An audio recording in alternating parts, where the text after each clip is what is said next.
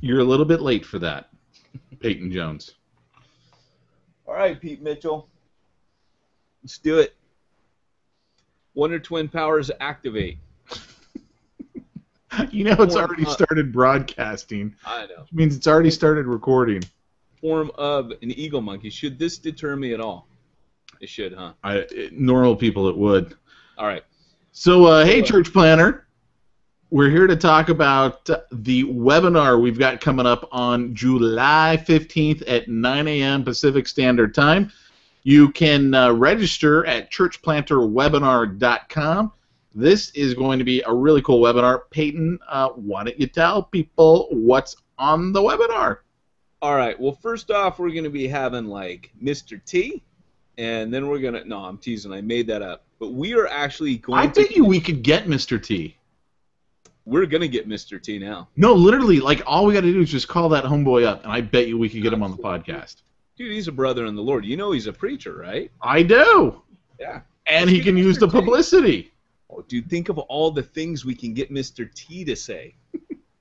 You know, I thought about that today when we were doing that interview with Steve. I was like, is Peyton going to ask Steve to do the soundbite for the podcast? Oh, I didn't. But I did ask him what his superpower would be. You did. You did. That's going to be a new question for every guest we have is what superpower would you have? Can my question for every guest be what color is your underwear? Yeah. All right. Cool. Yeah, I think you can go there. We won't ever get him back. Hey, they weren't coming back anyway.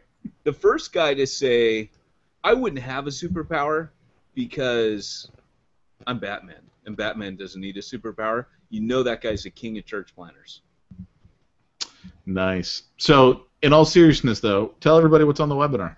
Okay, so our webinar is going to have Dave Ferguson, and you will find out his superpower, which is church multiplication. Now, the reason that that's important, Ed Stetzer of Lifeway Research did a study kind of profiling what were the top concerns and issues that church planners face.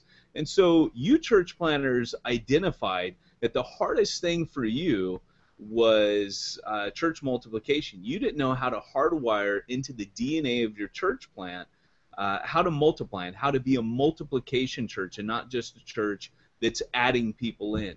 So we have Dave Ferguson. He is, I would say, probably the premier expert on this. There are other guys who boast of planting more churches, but what they mean by that is Bible studies in homes. I'm not knocking house churches at all. I'm a firm believer in house churches, but you know, I could easily multiply because each church I plant, we do house groups.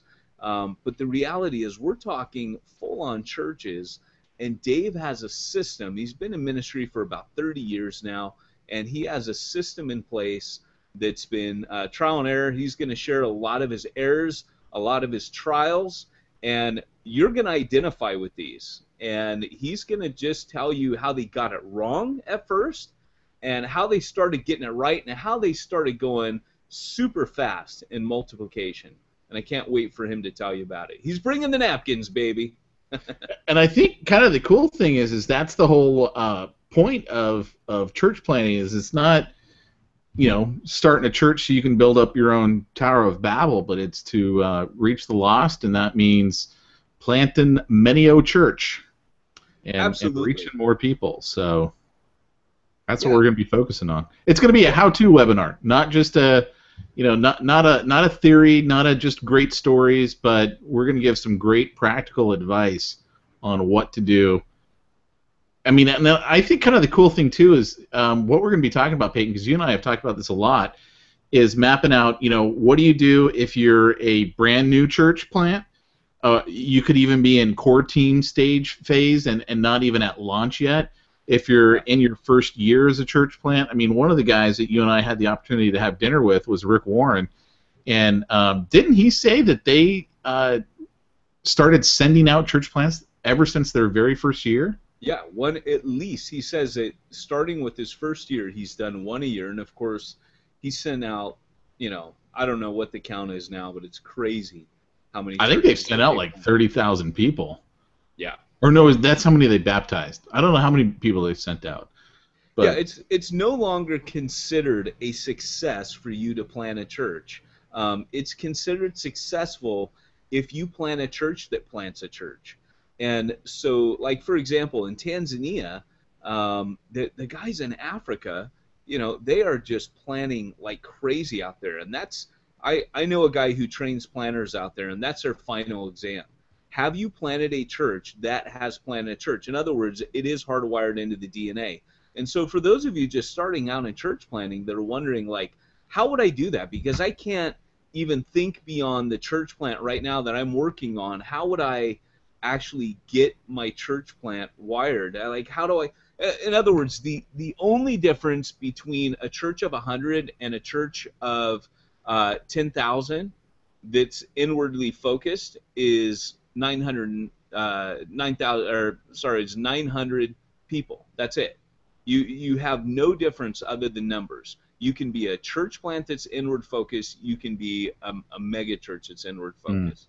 And you have to hardwire this stuff in from day one.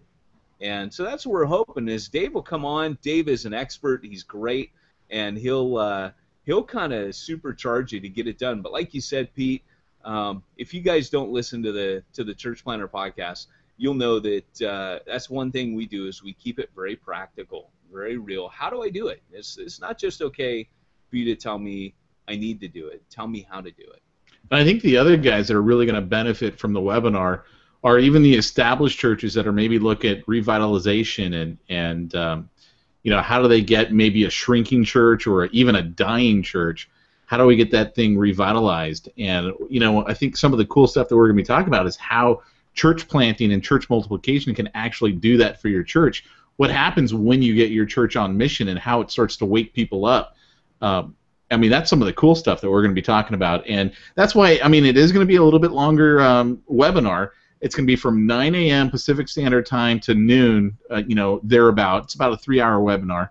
But we are going to be recording it, so if you can't make the live webinar, you still want to register so you will get access to the replay. That's the only way you're going to get access to the replay is if you register. We'll send you out the links so that way you've got it because we're going to be recording it much like we're doing right now. So there you go.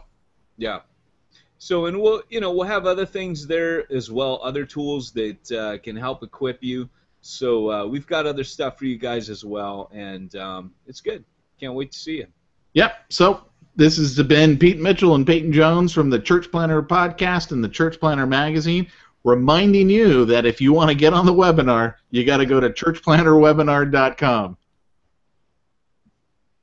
All right.